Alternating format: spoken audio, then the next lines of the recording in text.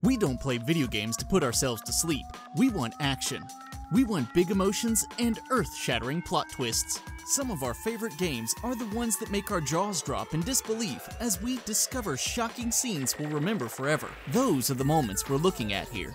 So sit back and reminisce about these 10 times video games blew our minds by confronting us with crazy moments. Be sure to let us know what you think in the comments below. Also, subscribe to the channel and hit the notify button so you can stay on top of the latest content from the gamer, fighting Psycho Mantis in Metal Gear Solid. Not only did Metal Gear Solid break new ground when it came to cinematic storytelling, but it also features some of the most memorable boss fights ever to appear in any game in history. But one boss blows them all away: Psycho Mantis. This creepy villain can float through the air, use telekinesis to fling furniture at you. He knows if you've played other Konami games because he can see the contents of your PlayStation memory card. For the early portion of the fight, he also knows what buttons you press on the controller, making him invincible. The solution is one of the strangest things any game has ever asked players to do. Instead of changing up your playstyle or equipping a certain weapon, you actually have to unplug your controller from the PlayStation's first controller port and plug it into the second controller port. Gamers had never experienced anything like this, making this boss fight a truly freaky moment in a groundbreaking game. The Bloody Baron's child in The Witcher 3.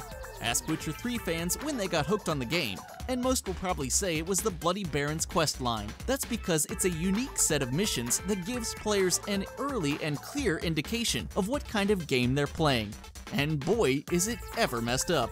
At one point during the quest, the Baron gets drunk and lets you in on his deep, dark secret. He beat his pregnant wife to the point that she miscarried their child. He then buried the baby without performing the proper rites. In a fantasy world as dark as The Witcher's, this is a serious error. The baby turned into a botchling, a hideous creature that lusts for the blood of the family that discarded it. At this point, you have to decide whether to put the botchling out of its misery, or give it a proper burial to turn it into a different kind of creature that's not out for vengeance.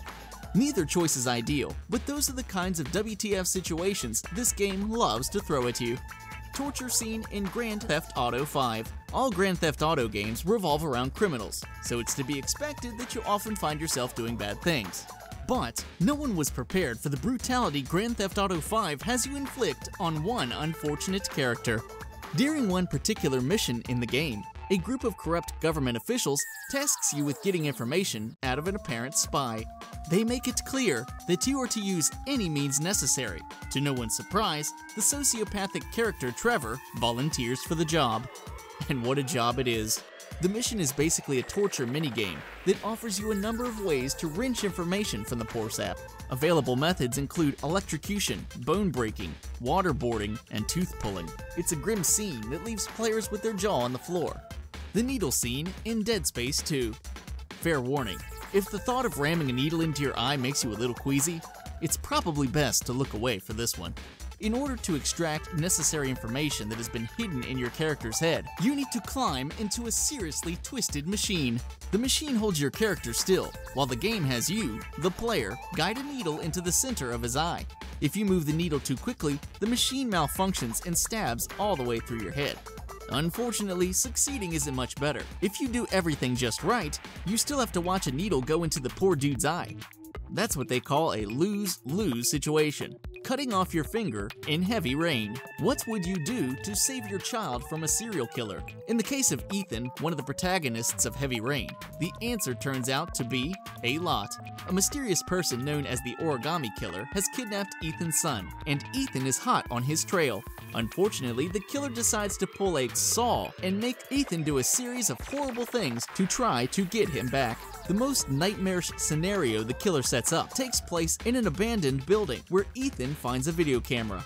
His job, he's told, is to chop off one of his fingers in front of the camera.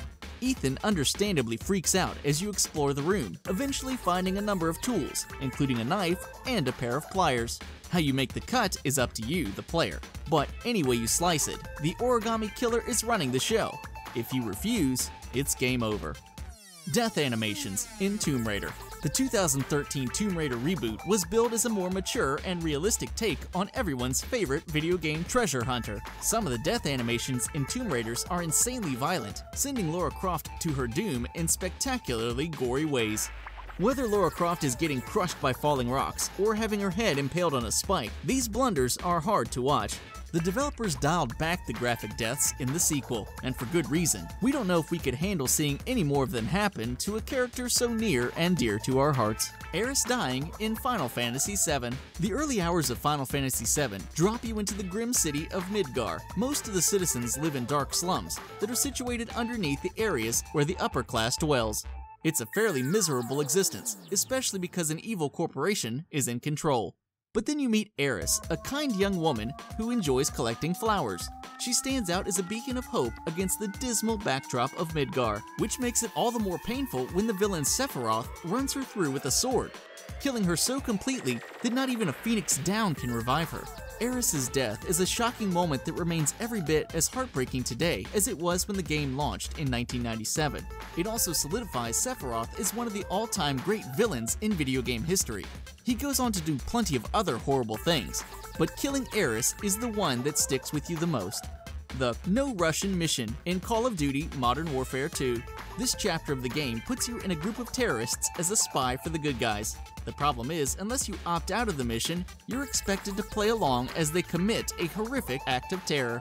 The mission finds you and the terrorists walking through an airport, mowing down helpless, screaming civilians as you slowly, methodically make your way to an escape van. Many players didn't realize you don't actually have to pull the trigger during the mission, but whether you participate in the atrocity or not, at the end of the mission, the terrorist leader reveals he's known who you were all along, and he executes you in first person. The last thing you see is a spreading pool of your own blood as the screen goes white. The final level of Braid. When it was launched in 2008, Braid was one of the pioneers of the indie game movement. It's a clever take on a Super Mario-like setup that has you walking and jumping through a fantastical land. But when you start to dig a little deeper, it turns out that Braid has a lot more going on, and it's a lot darker game than you realize. You play as Tim, a straight-laced young fellow trying to rescue the girl of his dreams. To do so, you have to solve time puzzles, some of which are real head-scratchers. But when you reach the end of the game, you encounter a plot twist worthy of M. Night Shyamalan himself. Instead of trying to save the girl, it turns out you've been stalking her the entire time. In fact, she's been running away from you and setting traps to stop you from catching her. It's a gut punch of an ending that leaves players thinking about how their real-life actions are perceived. Maybe we're all the bad guy, sometimes. Getting decapitated in Resident Evil 4. Prior to 2005, the Resident Evil series had been no stranger to gruesome deaths. You could be disemboweled by zombies or eaten alive by lickers. But the moment that topped them all came at the beginning of Resident Evil 4. You're exploring a European village and fending off the usual array of zombies when you hear the rumble of a chainsaw coming your way. You look up to see what's happening just in time to see a large man with a burlap sack over his head lunge at you, chainsaw first. This isn't the average death by zombie you've come to expect from previous Resident Evil games. Instead, the motorized blades slice through your neck so fast you hardly know what's happened by the time your head falls to the ground and the "You are dead" appears on screen. It's fast, it's brutal, and it proves that you've entered a whole new world of pain. It's everything a horror game should be. So, what do you think of our picks for the biggest WTF moments in video games? We hope you enjoyed the video, so let's hear your thoughts in the comments. Be sure to subscribe to the channel and turn on notifications so you don't miss any of our content in the future.